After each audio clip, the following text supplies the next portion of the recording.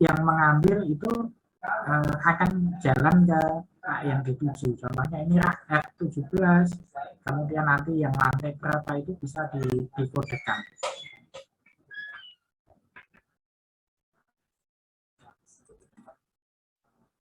Kemudian ini aktivitas bongkar muatnya. Ini aktivitas bongkar muatnya, di situ menggunakan truk. Saat ini lebih banyak menggunakan ini ya. Di Indonesia juga sama, masih kebanyakan menggunakan truk dan kontainer.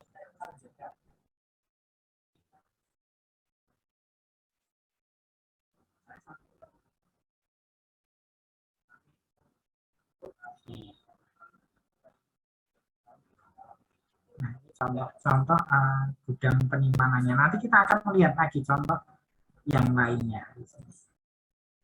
Jadi ada beberapa contoh yang akan saya bahas di sini.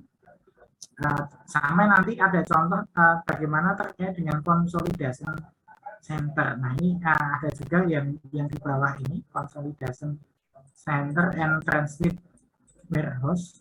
Benar, saya copy paste di sini ya. Kalau yang tadi itu hanya berfungsi sebagai tempat penyimpanan, jadi selesai diproduksi, kemudian barangnya disimpan di gudang tadi. Kemudian saat laku dijual, saat ada pesanan, barangnya diambil dan dikeluarkan dari gudang, dibawa menggunakan kontainer atau truk kargo atau truk tronton atau truk printing dan sebagainya. Seperti itu. Jadi konsepnya di dalam finished goods tadi hanya menyimpan barang yang sudah jadi, kemudian mengeluarkannya ke pemesannya di situ. Entah itu melalui jasa angkutan dan sebagainya.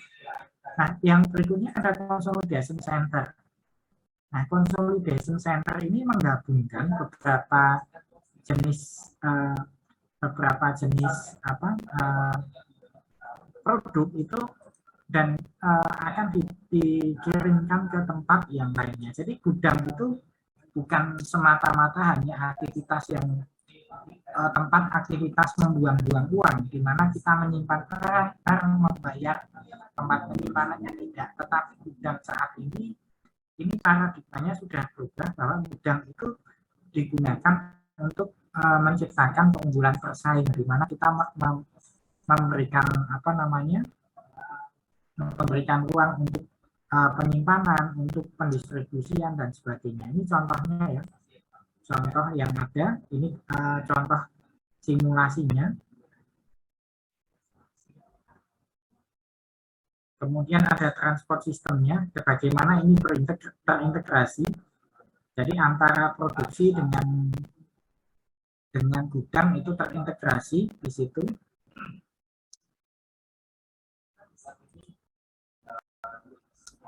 Dan ini yang dibawa atau disimpan di gudang. Kemudian ini menggunakan alat untuk penyimpanannya ya, itu diletakkan nanti di mana. Kemudian ini di sini sudah ada kodenya dan seterusnya.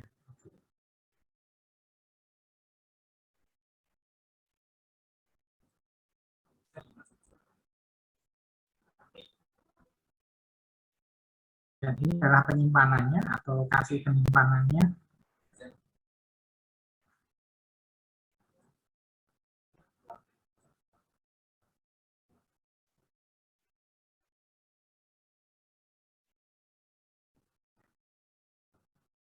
Dan ini di dalam yang consolidation ini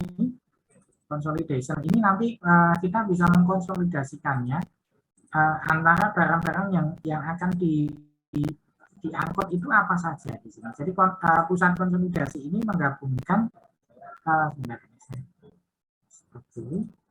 jadi tugas atau fungsinya adalah pusat konsolidasi ini menerima produk dari sumber yang berbeda. Jadi bisa jadi dari lintasan produksi yang berbeda, atau dari departemen yang berbeda, atau dari pabrik yang berbeda di situ. Kemudian selanjutnya akan dikirimkan kepada pelanggan atau jalur produksi yang memintanya. Jadi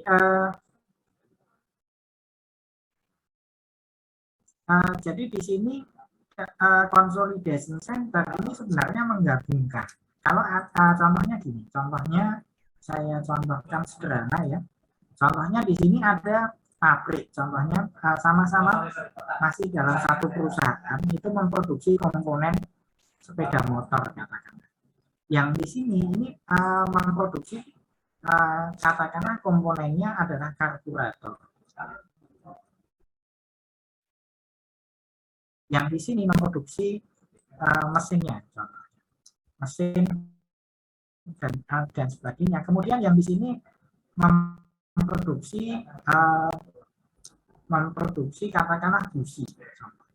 Nah, ketika ada permintaan di sini, ketika ada permintaan, contohnya mau permintaannya ada di sini ada karburatornya 2, kemudian businya 3. Maka yang dilakukan di pusat konsolidasi ini akan mengkonsolidasikan supaya tersedia 2 karburator dan 2 busi.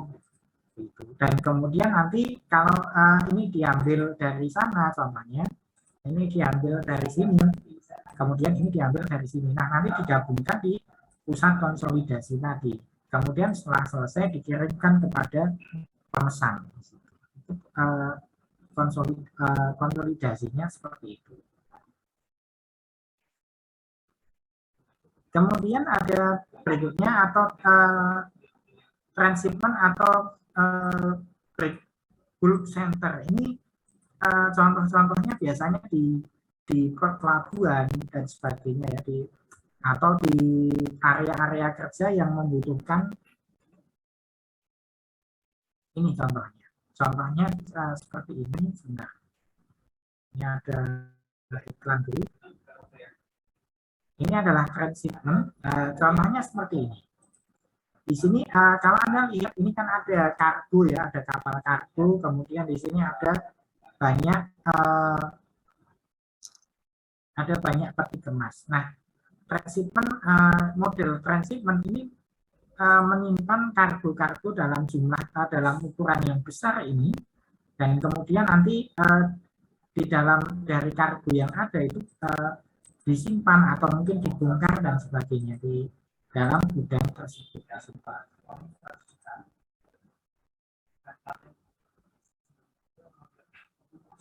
Oke, jadi itu konsep transshipment. Nah, ini nanti jumlah yang ada di kargo itu bisa dipecah.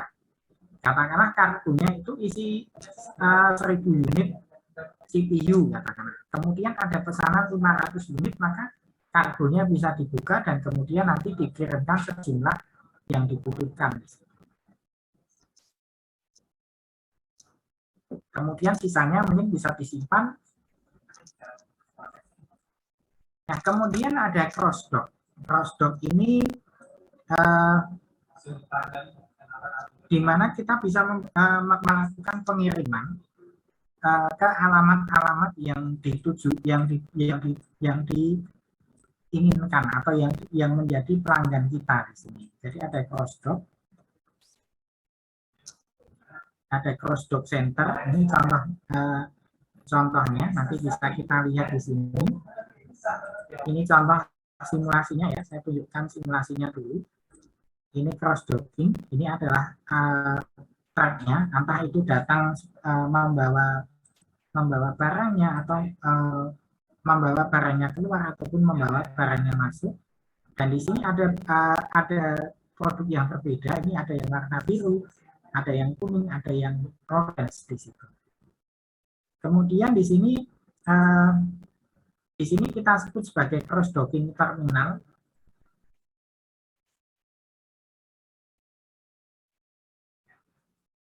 Ini cross docking terminal, di mana di sini dilakukan pemindahan. Contohnya pemindahan terkait dengan ini contohnya, ini contoh simulasinya ya. Ini contohnya di sini barang-barangnya nanti akan diberikan label. Contohnya ini labelnya apa? Contohnya produknya produk apa Dan kemudian nanti akan dibaca atau di-scan, label itu akan dikirimkan kemana, kemudian akan nanti yang akan membawa itu kargo yang mana. Mohon maaf Pak. Ya, gimana? Belum muncul. Masih PPT Pak, slide-nya Pak. Oke, sebentar. Saya ini ya. Oke. Yang ini ya. Ini contohnya. Tadi yang kita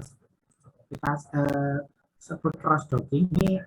Ini jadi dari apa namanya, dari kargo nanti akan menurunkan muatannya, kemudian di sini dipindai dan kemudian diberikan label di situ. Jadi labelnya ini bergerak maju ke depan ke sana ke dalam gudang, dan kemudian ini akan diberikan penanda, oh ini jenis produknya apa, kemudian nanti akan dikirimkan kemana, nanti itu tinggal di scan saja.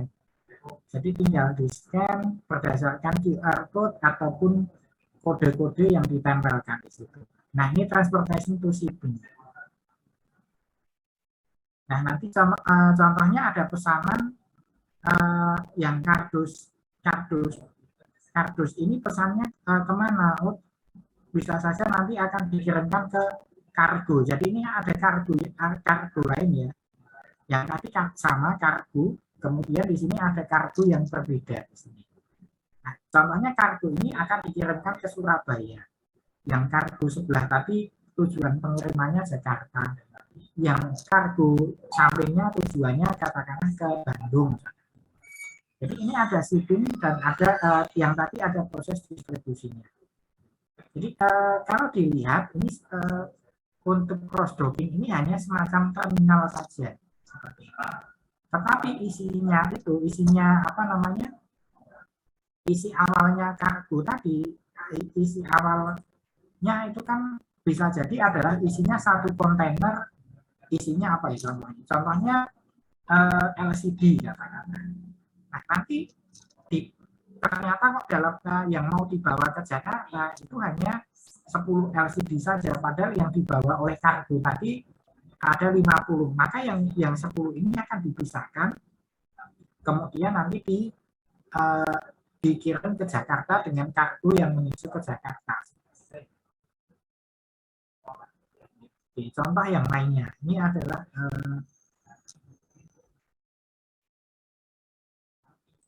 ini contohnya bagaimana DHL itu bekerja. Ini contohnya DHL contohnya ini. Dan di sini nanti akan ada banyak paket. Ini sama, prinsipnya sama seperti cross docking tadi. Di mana di sini akan ada banyak paket dan DHL itu akan mengirimkan paket kan sesuai dengan tujuannya. Mau kemana di sini? Oh, mau dikirimkan ke Jakarta atau mau dikirimkan ke Bandung atau mau dikirimkan kemana?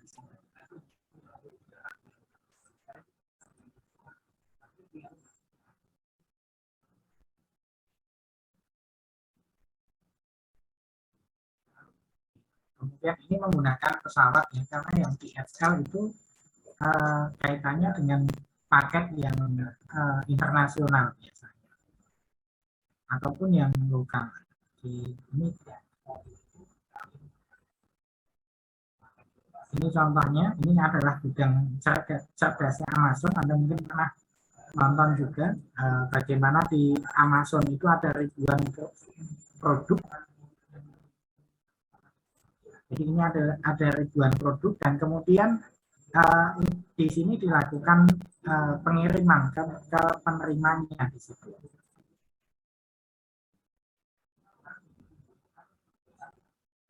Dan ini salah satu nanti gudang-gudang yang ada itu lama-kelamaan akan digantikan tenaganya dengan mesin-mesin seperti ini.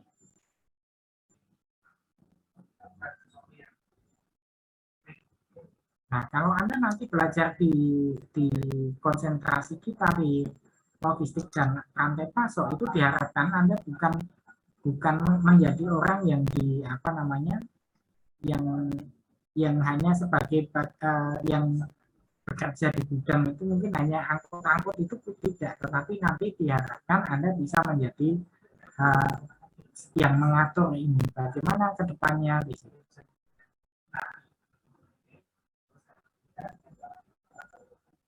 Nah, ini contohnya. Jadi di situ ada ribuan produk dan kemudian itu harus di packing, kemudian dikirimkan eh, ke pemesan-pemesannya di situ.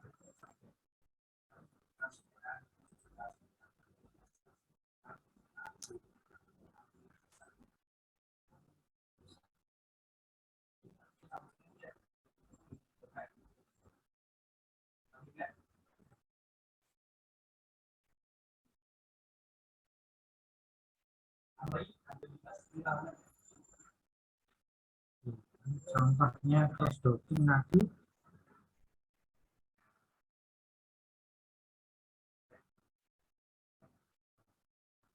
Nah, nanti kalau ada yang apa namanya yang tidak terpakai di situ atau masih belum digunakan, maka nanti akan ada fasilitas penyimpanannya. Ini bisa disimpan dulu dan sebagainya di dalam cross docking ini.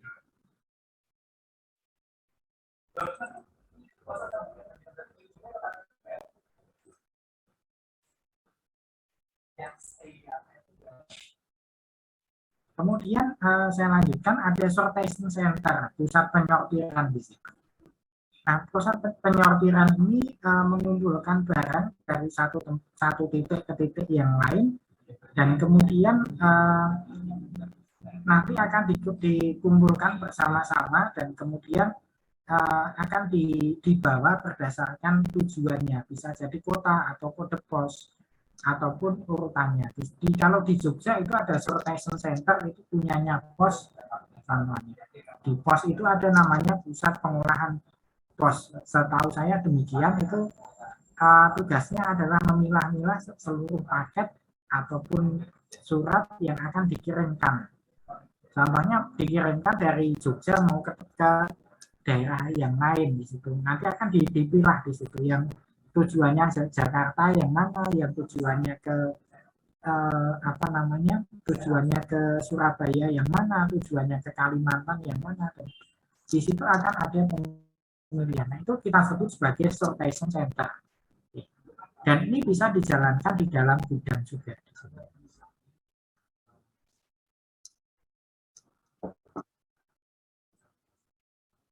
Atau kalau itu sebagai gudang penerimaan paket, contohnya di tempat yang sama itu juga berfungsi sebagai menerima. Katakanlah dari Jakarta dikirimkan ke Jogja, paketnya paket Jogja, maka nanti tinggal dipilah lagi yang akan ditujukan ke Bantul yang mana, yang akan ditujukan ke Kulon Progo yang mana, yang tujuannya Yogyakarta kota yang mana, yang Sleman yang mana. Dan di situ kalau itu sudah dipilih, nanti tinggal dibawa oleh pengantarnya di situ.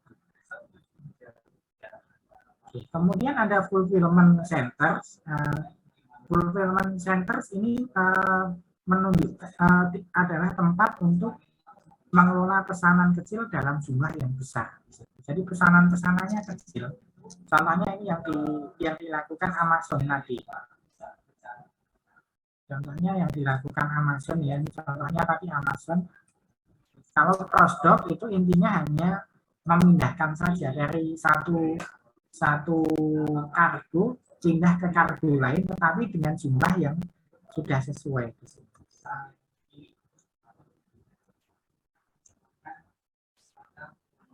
Contohnya ini Amazon Fulfillment Center.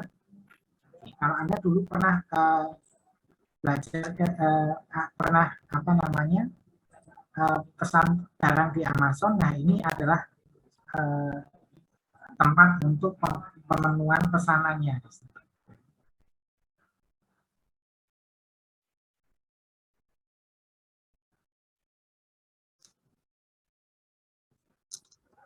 Ini adalah fasilitasnya.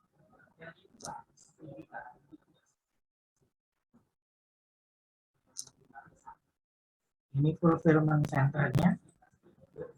Bagaimana memastikan bahwa tidak ada pesanan yang salah. Ini adalah barangnya ya, tapi disimpan di dalam bentuk rak-rak tadi. kemudian ada pesanan, maka akan didistribusikan. Nah, pesanannya itu tidak selalu banyak bedanya. Kalau yang transshipment dan sebagainya itu biasanya pesanannya skalanya besar di situ. Kalau yang ini pesanannya skala kecil, pesan jepret 1 di Amazon atau pesan Pro 1 di Amazon, dan nanti pesanannya jadi 1 dengan jepret tadi. Nah, itu kan pesanan yang kecil. Sehingga dibutuhkanlah fulfillment center ini. Ini adalah receive atau receive-nya di situ. Kemudian ini adalah alurnya ya, bagaimana itu dikirimkan. Nanti akan dikirimkan kemana dan kemudian tujuannya memenuhi pesanan yang mana itu bisa di-scan. Jadi tidak perlu lagi scan atau tidak perlu lagi kacamata untuk men-scan di situ, tidak, cukup dilewatkan gerbangnya itu sudah akan terbaca.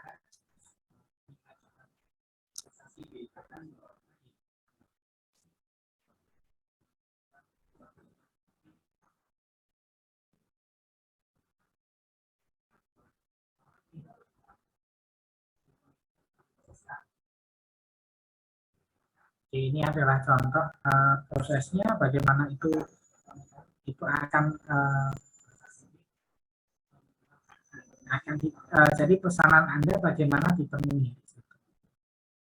Kalau itu yang mencari orang itu mungkin dari jam 8 sampai jam 4.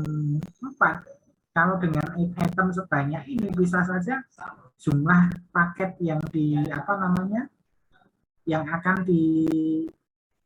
yang akan dipenuhi lah itu saya rasa tidak akan banyak. Tetapi kalau kita menggunakan mesin atau menggunakan alat dan sebagainya yang memudahkan dalam proses pengisian ini, tentu akan semakin cepat.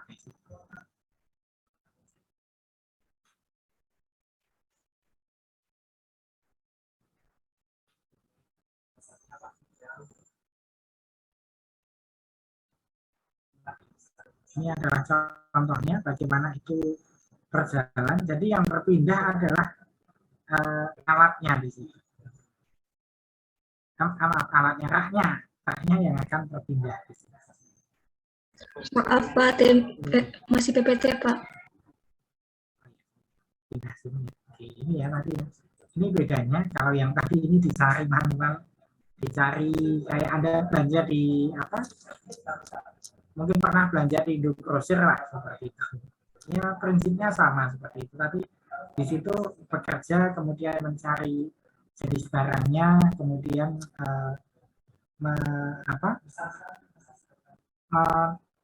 mencari lah. Intinya harus dicari di mana, berapa dan sebagainya. Kalau yang fasilitas yang kedua ini lebih banyak menggunakan robot di situ. Ini akan mempercepat waktu di sini karena yang bergerak adalah barangnya. Saya nggak tahu ini namanya apa, lupa namanya. Semacam robot jalur ya di tempat kita. Ini yang akan memindahkan di situ.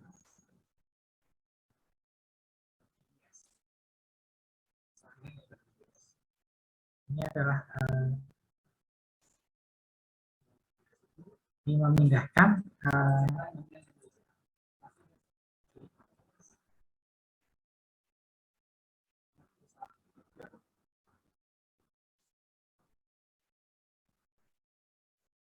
dan kemudian di sini nanti akan memindahkan ke pusat-pusat untuk pengisian tadi, dan kemudian nanti akan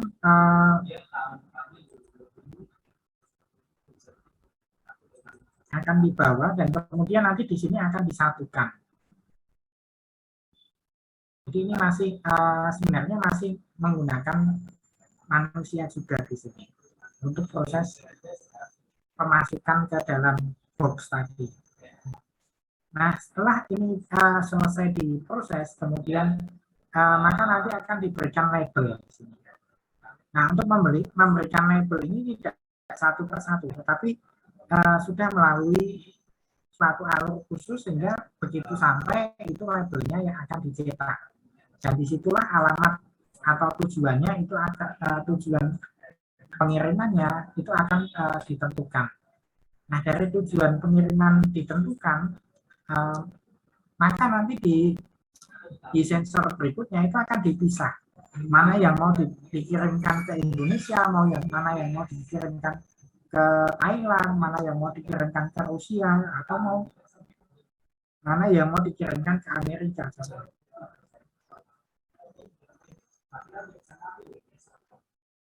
Dan ini nanti akan memilih. Jadi kalau Indonesia masuk sini, nanti yang Afrika masuk sana.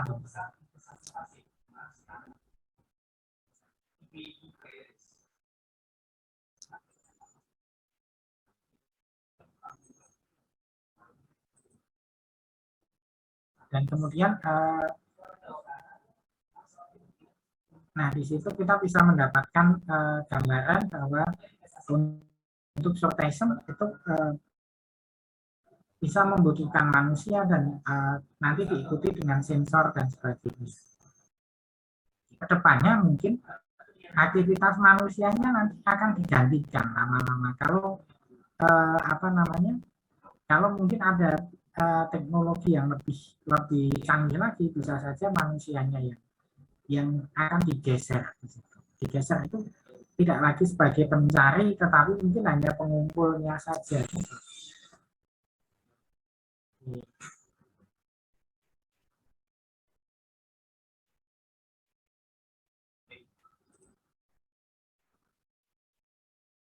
Itu contohnya.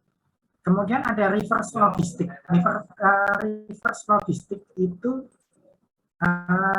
biasanya digunakan untuk menangani item-item yang reject.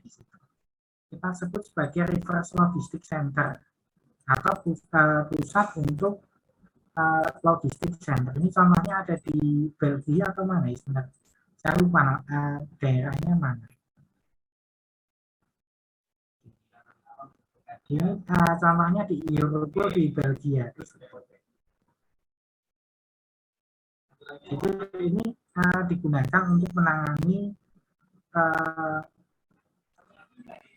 produk-produk yang reject.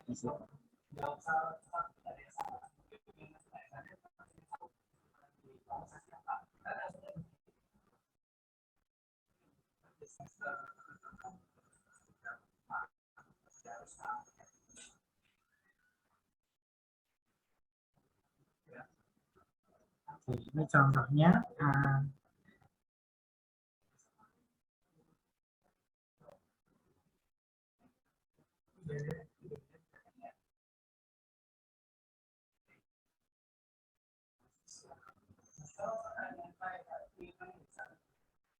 Dan kemudian nanti di sini bisa dilihat ada trackingnya terkait dengan produk-produk yang reject itu mau diapakan di situ. Bagaimana pemrosesannya dan sebagainya.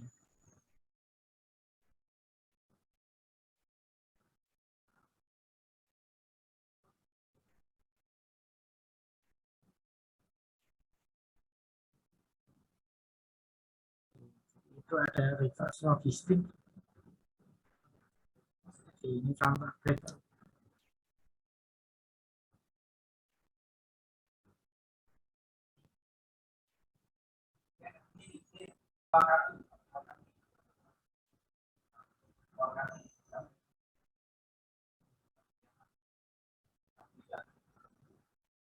Ini mengembalikan dari pengguna akhir menuju ke perusahaan. Ini biasanya untuk item yang mengalami cacat dan sebagainya ya, atau pembuangan, perbaikan dan sebagainya. Kita sebut sebagai reverse logistik. Kemudian ada public sector warehousing. Ini salah satu contohnya adalah Bulog kalau di Indonesia yang pernah saya kunjungi dulu adalah public sector, di mana itu menyimpan kebutuhan pokok kita ya. Kebutuhan pokoknya adalah beras, kemudian di sana letak penyimpanan beras. Ini contohnya gudang Bulog, saya tunjukkan di sini.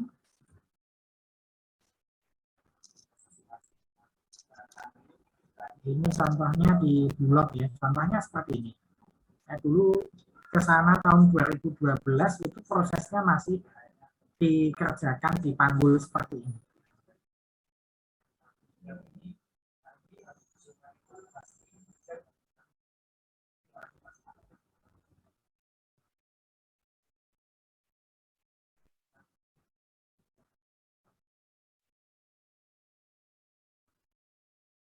Ini adalah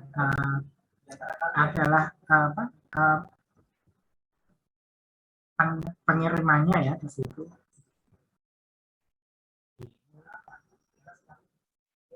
Ini contohnya di sini. Kalau Anda lihat ini kuat manggul 100 kilo ya, karena satu sak itu 25 kilo biasanya.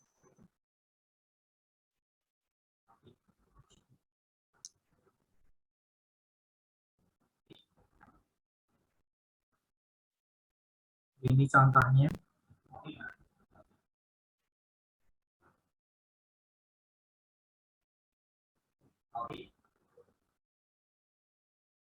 Ini untuk menata di sini juga sama. Jadi barangnya datang itu juga dipanggul seperti ini yang saya lihat dulu.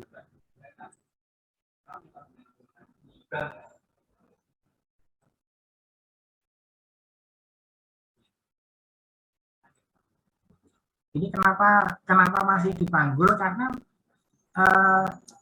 yang manggul ini apa namanya?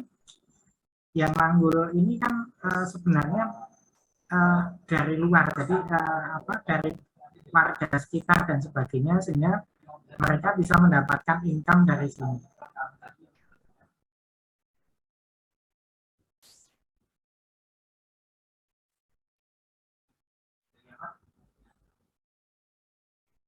Ini contohnya, contoh bagaimana proses pemindahannya. Oke, kemudian tadi ada public sector, contohnya tadi Bulog. Kemudian mengapa kenapa kita harus menyimpan di situ? Menyimpan itu adalah suatu hal yang merugikan. Jadi secara keuangan itu merugikan, karena kalau kita membeli barang terlalu banyak di situ, kemudian kita simpan, maka kemungkinan rusak itu ada. Biaya untuk meletakkan barangnya juga ada di situ. Biaya untuk mengamankan itu juga ada di situ.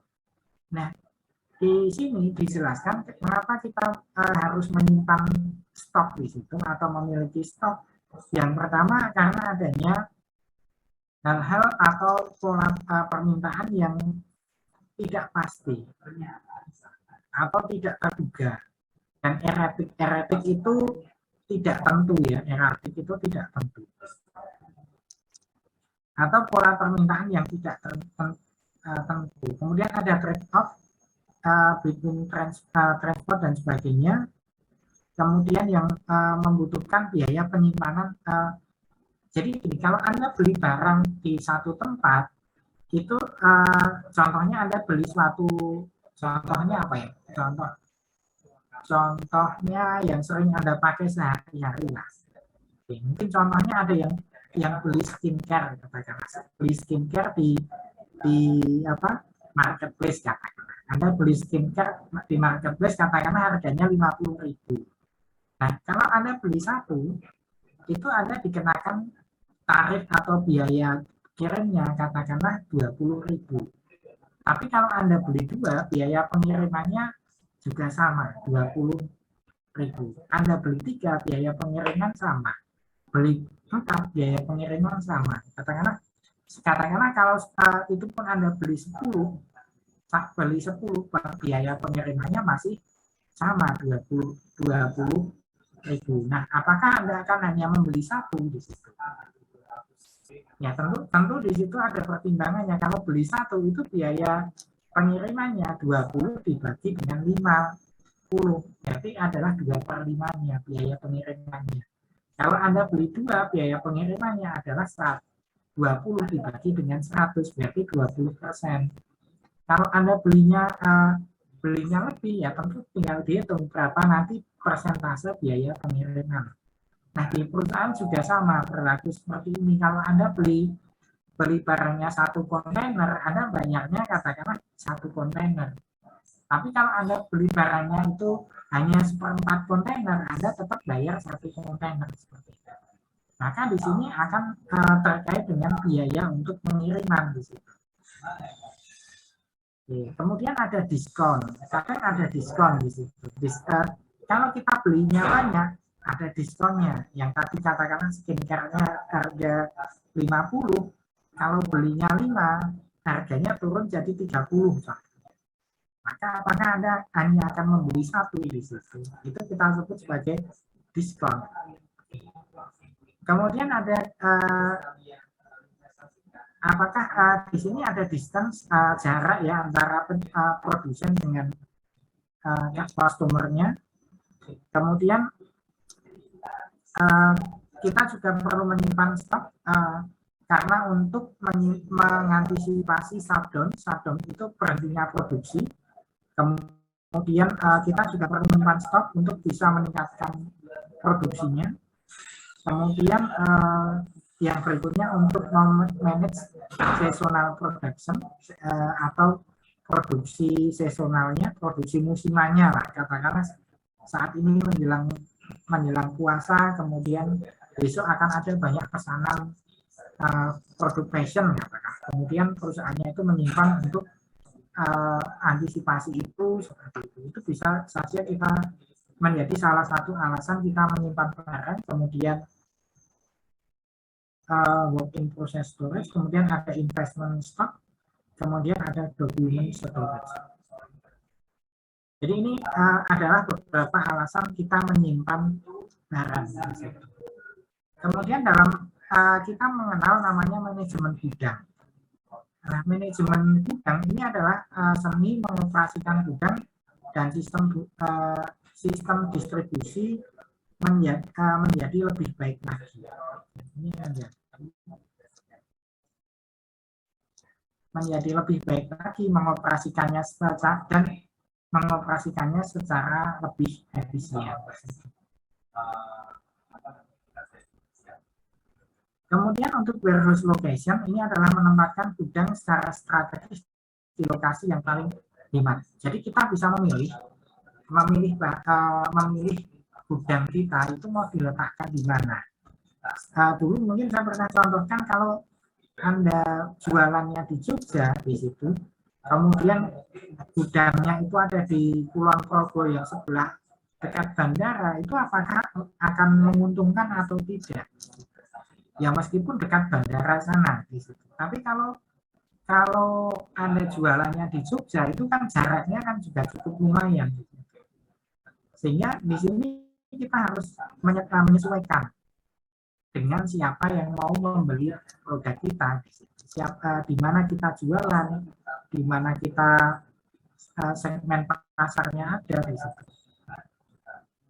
Kemudian ada beberapa hal yang menjadi pertimbangan dalam pemilihan lokasi gudang. Di sini ada biaya untuk sewa, biaya untuk tanah dan sebagainya, sampai biaya transportasi, ketersediaan tenaga kerja yang berpendidikan, kemudian ada transport links, kemudian availability of funding and grants, ketersediaan biaya ya ini lebih, kemudian availability untuk existing building, bangunan yang sudah ada dan sebagainya. Nanti bisa dilihat di sini. Kemudian ada lokasi dan seterusnya, nanti bisa Anda lihat. Kemudian ini adalah kriteria yang biasa digunakan untuk pemilihan lokasi gudang.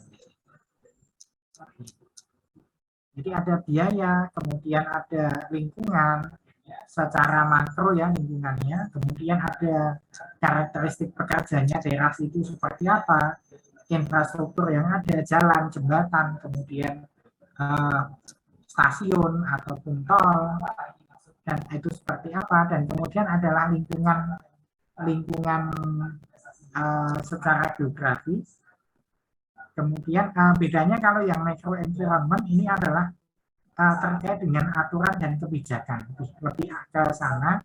Kalau yang environment yang ini lebih terkait dengan faktor alam, cuaca dan sebagainya di situ. Kemudian ada market, ini adalah pasar. Dan ini menjadi pertimbangan di dalam pemilihan lokasi. Kemudian ini adalah kriteria-kriteria yang ada. Untuk inventory cost ini banyak warehouse ini menyebutkan kriterianya ini yang paling banyak menyebutkan ini penting, sangat penting, lebih penting. Dan seterusnya nanti sampai di sini kita bisa menentukan variabelnya apa saja yang akan dipilih di situ. Oke, sampai di sini apakah pertanyaan?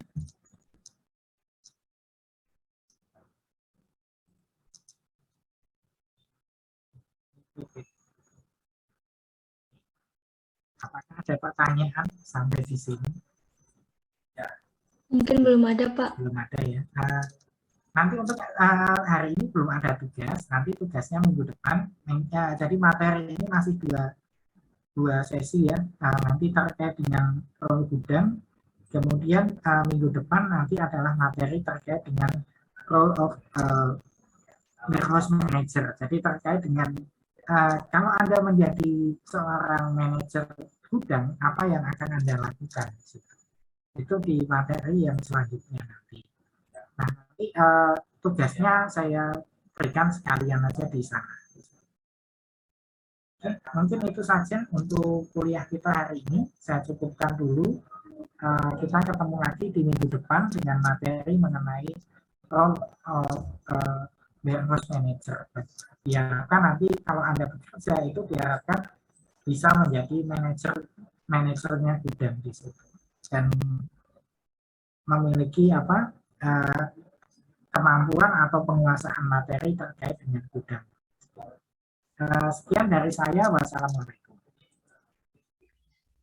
Terima kasih Pak. Waalaikumsalam warahmatullahi wabarakatuh.